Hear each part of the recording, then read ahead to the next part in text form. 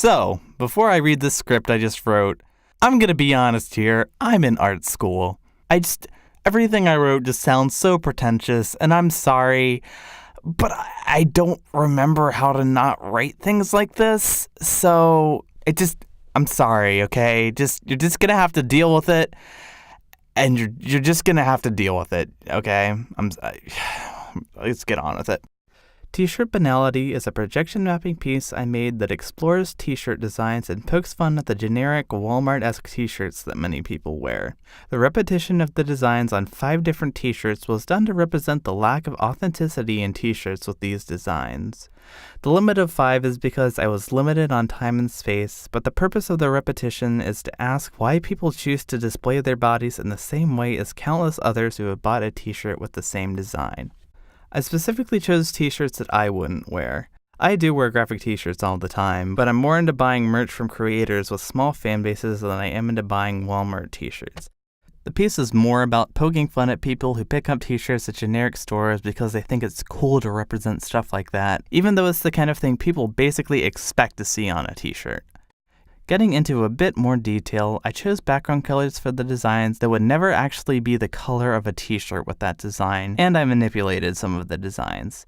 Hopefully this suggests my feelings towards the t-shirts, as I didn't want the piece just to be seen as visually interesting and have people miss the reason I chose the designs I did. The background animations were honestly more to attract the attention of the viewer than anything else.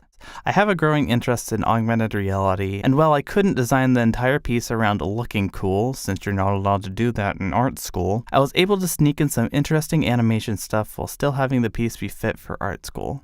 For the band section, I didn't use t-shirts that I felt were cringy. Rather, I focused more on using bands that you see on t-shirts a lot.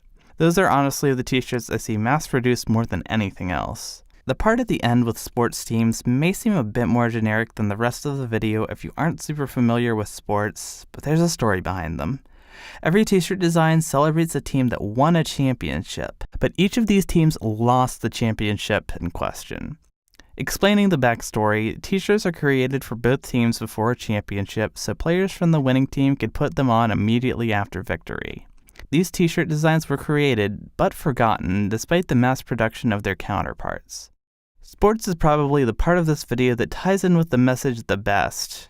Many sports fans act like they're a part of the success and failure of their favorite teams whenever they're not a part of the franchise in any way.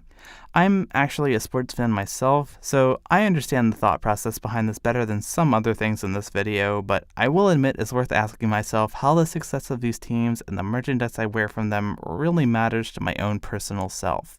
The color gradients behind the designs I used were the colors of the teams that actually won the championship that year. Anyway, thanks for watching. If you have opinions about my ideas or the way I executed them, feel free to run them by me.